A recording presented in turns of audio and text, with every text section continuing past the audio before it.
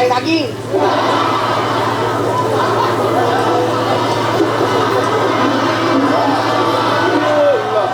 Lu udah putih bakal sendiri. Udah belagu lo.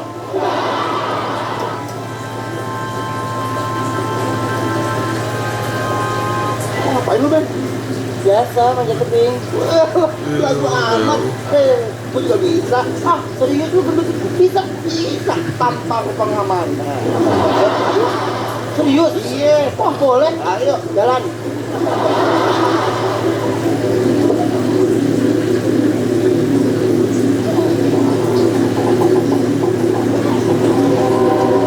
Dek! Ayo dong, Dek! Iya, Ben. Pelan banget, Ben. Coba. Masih terlalu aja. Gimana? Masih jauh lagi. Kita turun aja yuk. Serius loh.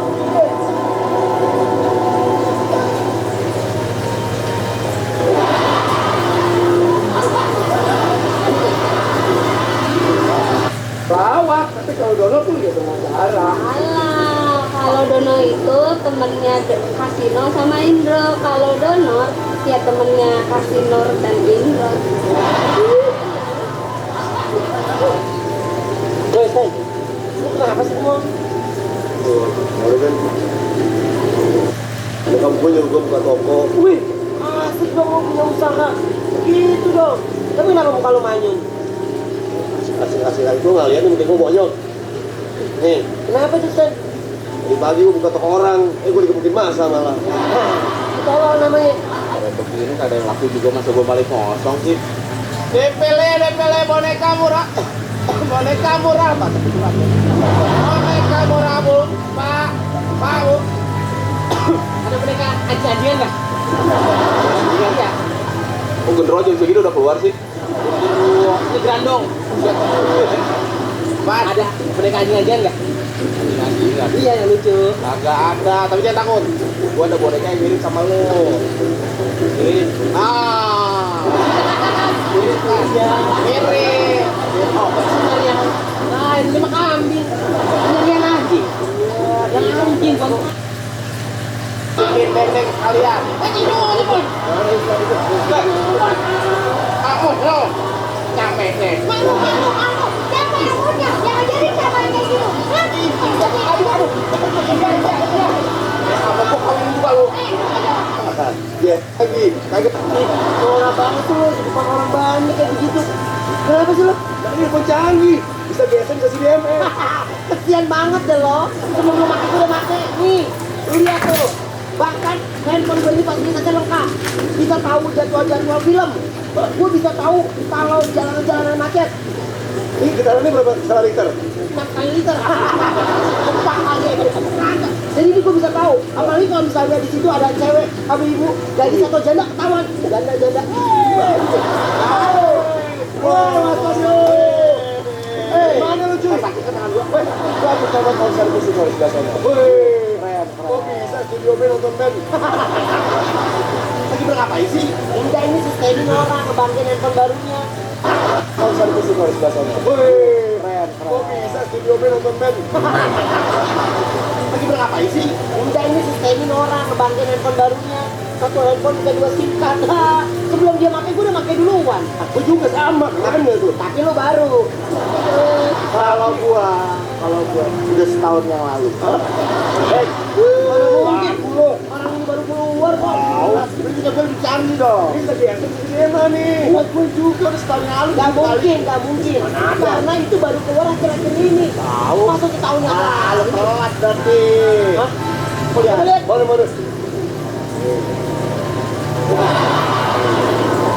Biasaan bisa, sinema bisa.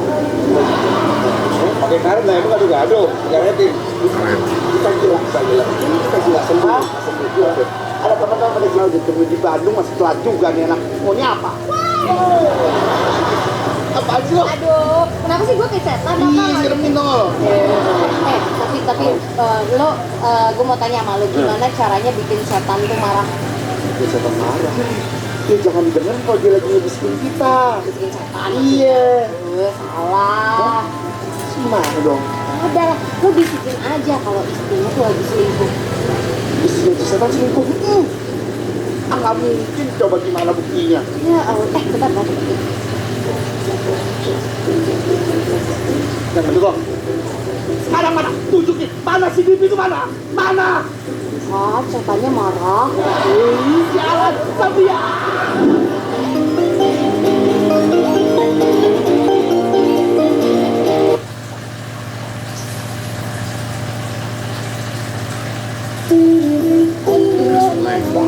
Gatal-gatal karena dia terlihat membandel. Untung sedia Saladin powder.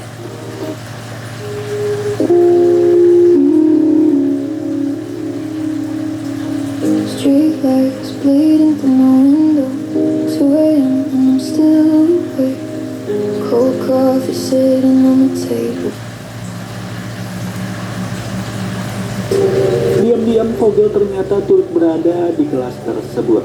Di depan Vogel, Martini menyampaikan, pagi buta, Flores beranjak ke kantor. Kantornya yang berada di daerah bernama Avecon.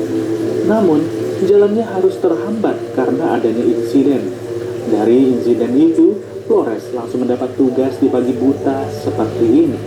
Di kantornya, ia pun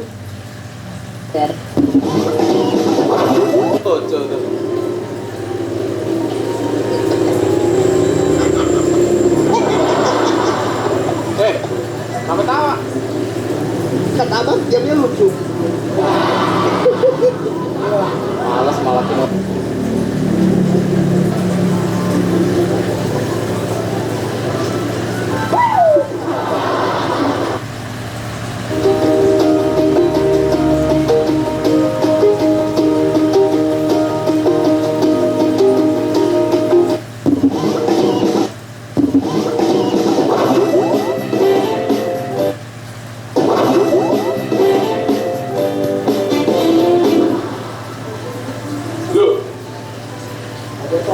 Siapa? Saya Jain, Pak. Jain. Duduk. Guru saya Pak, 10 tahun. Iya. Waduh. Guru Bapak guru fisika ya Pak ya? Iya, betul Pak. Wah, saya guru fisika kebetulan. Tepat. Iya. Anaknya mana Pak? Oh, ada di belakang. Kelas berapa Pak? Kelas 2 SMA. Kelas 2 SMA?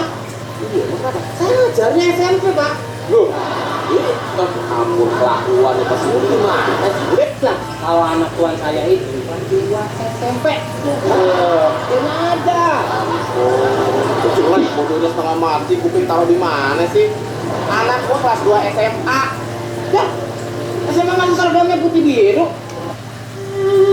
Xiao Yu, you've always helped Sun Quan.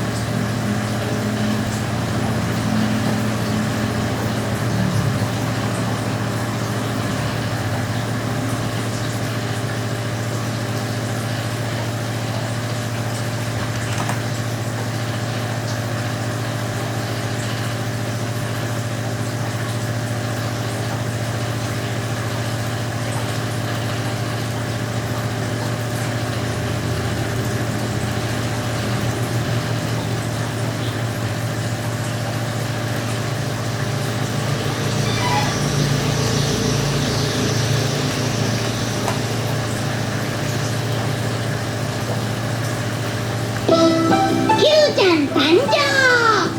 Yes!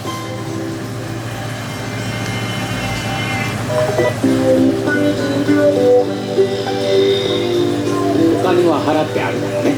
なんたんてまるであれ一緒だぞ。あら待てあれだ。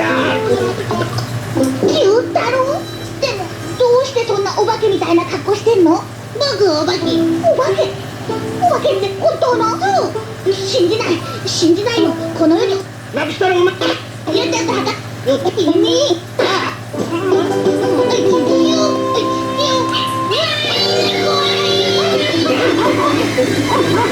い Kalian harus tahu ini. Dalam serial Doraemon terbitan tahun 1979 yang berjudul Nezumi to Bakudan, Nezumi dalam bahasa Jepang berarti tikus, sedangkan Bakudan berarti bom atau bahan peledak. Judul ini terdengar aneh dan mencolok, apalagi untuk ukuran serial Doraemon yang biasanya ceria dan penuh imajinasi. Tapi dalam episode ini, Doraemon berubah jadi sosok yang mengerikan. Semua dipicu hanya oleh seekor tikus kecil. Ketakutannya berubah menjadi kepanikan yang tak terkendali. Bahkan Nobita dan ibunya hampir menjadi korban tembakannya. Dan yang lebih mengerikan, dia mengeluarkan bom nuklir yang disebutnya bom pemusnah bumi. Apa yang sebenarnya terjadi pada Doraemon? Bagaimana bisa robot kucing penolong berubah menjadi ancaman sebesar ini hanya karena tikus? Dimakan trauma.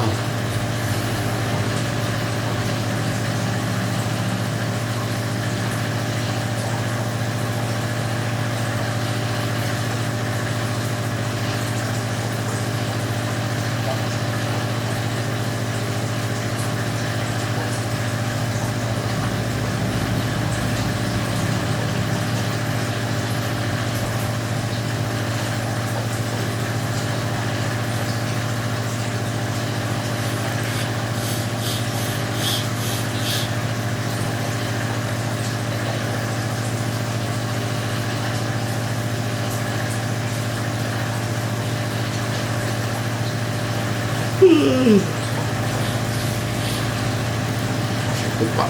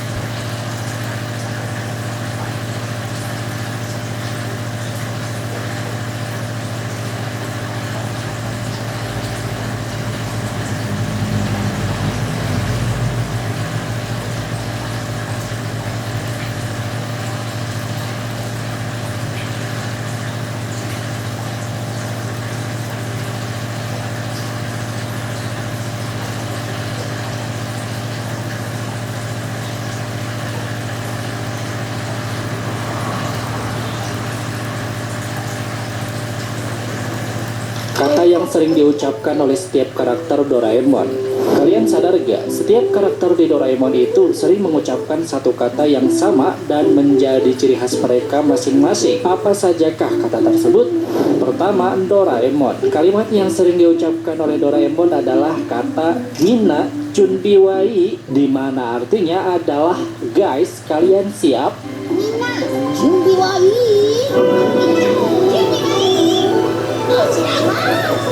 Shizuka.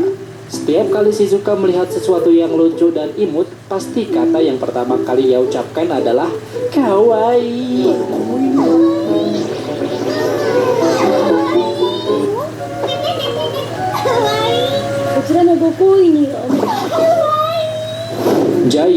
Giant biasanya sering berkata Kokoro no Tomo saat ia diselamatkan oleh Nobita. Kalau dalam bahasa Spanyol, Kokoro no Tomo itu artinya teman baikku. Ya, walaupun terkesan agak nipu juga sih.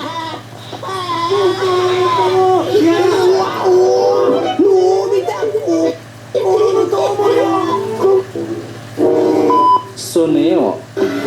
Nobita. Gua yakin kalian semua seringnya yang diucapkan oleh Nobita.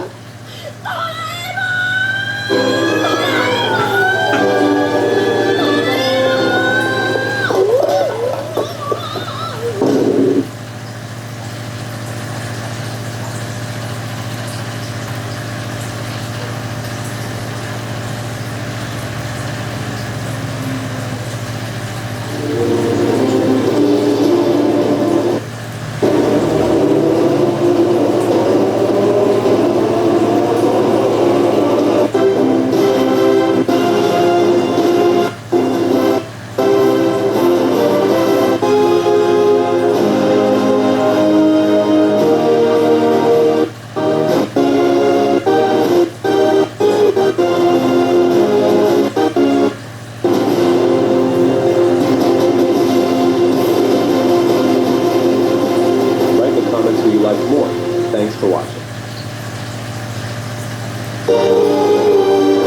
Satu fakta tentang Nobita yang tidak kalian ketahui. Kalian semua mungkin mengenal Nobita sebagai orang yang tolol, ceroboh, bodoh, pemalas, beban, cabul, dan sebagainya. Nah, tapi kalian percaya nggak kalau sebenarnya Nobita itu sangat berbakat? Ya.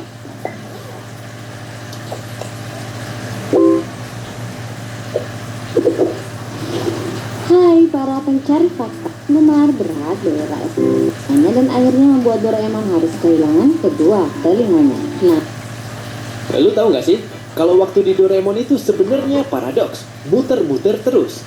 Serius, di salah satu episode, Nobita dan Shizuka pergi ke masa depan buat lihat pohon yang mereka tanam. Tapi alat waktunya rusak, dan mereka kejebak di sana. Doraemon yang saat itu panik, lompat ke hari berikutnya buat ketemu Nobita versi selamat. Dari situ, Doraemon tahu lokasi mereka. Akhirnya, Doraemon... Inilah film Doraemon yang terasa merinding ketika ditonton ulang.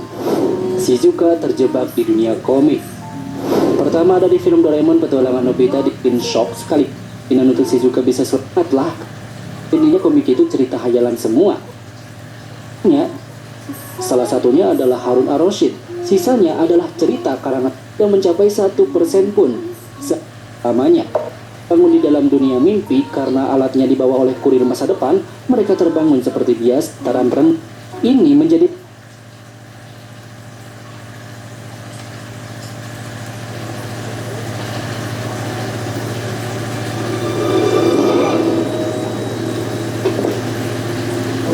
That's it. Have a nice day. You too.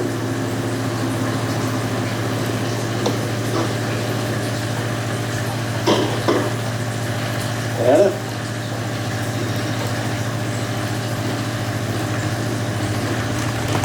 Anna? Anna? Anna? Anna?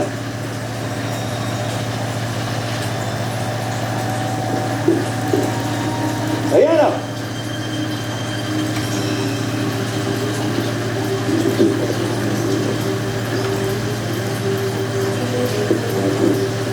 No, no, no!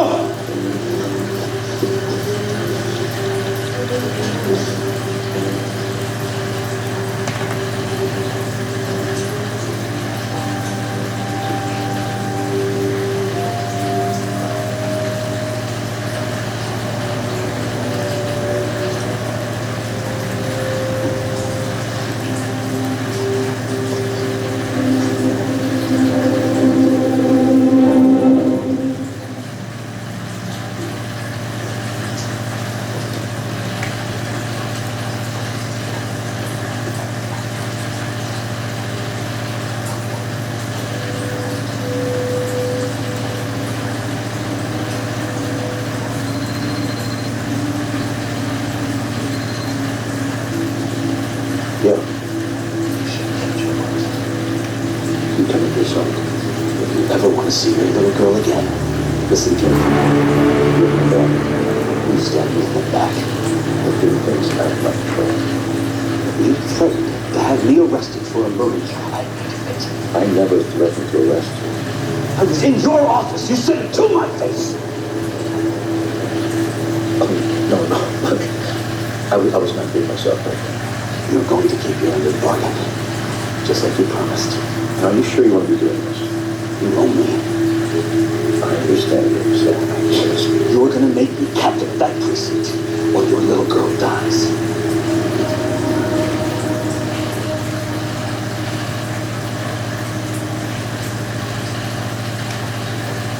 Where am I?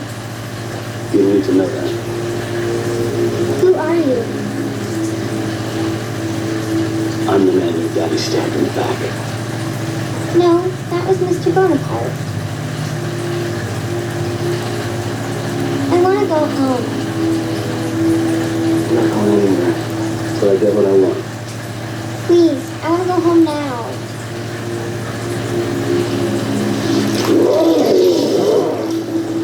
I told you, you're not going anywhere. I said please.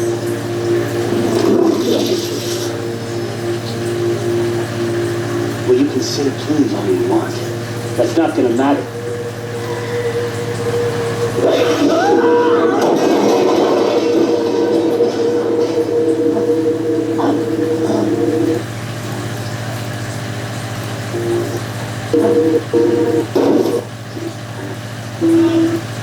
Good hiding place.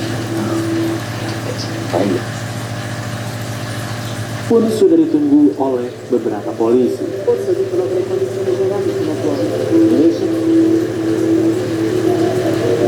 Flores diminta mewawancarai seorang detektif bernama Vogel. Vogel terlibat dalam insiden yang menewaskan satu pria.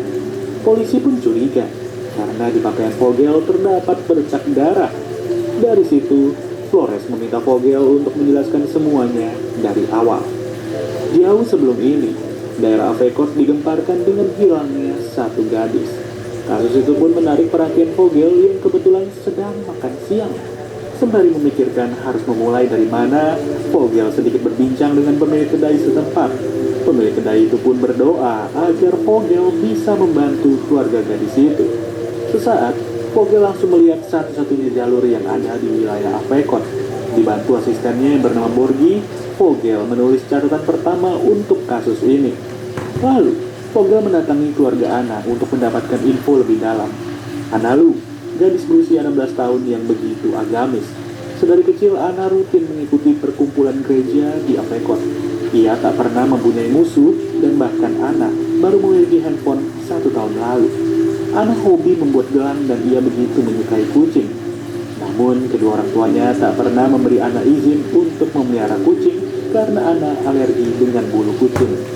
Fakta unik, di handphone Anna hanya terdapat 6 kontak yang tersimpan, yaitu ibu, ayah, nomor rumahnya, nomor rumah nenek, nomor perkumpulan gereja, dan nomor teman baiknya. Sebelum Vogel pergi, ibu Anna berkata kalau malam ini ada perkumpulan gereja. Ia akan berdoa kepada Tuhan supaya Vogel dan timnya bisa menemukan Anna. Selain itu, ibu Anna juga memberikan hadiah untuk Vogel, yaitu sebuah gelang yang terakhir kali dibuat oleh Anna sebelum ia menghilang. Harapan besar pun telah ditempatkan kepada Vogel. Saat keluar, Vogel sengaja menepukkan tangannya berulang kali, membuat satu persatu tetangga dari keluarga Anna keluar untuk melihat. Tepukan yang berlangsung cukup lama dan membuat mereka merasa kesal. Belum diketahui apa maksudnya, tapi Vogel pun akhirnya menyudahi tepukan itu. Ia kembali ke mobil dan Borgi terlihat sudah biasa dengan hal tersebut. Kemudian Vogel mengadakan rapat dengan para polisi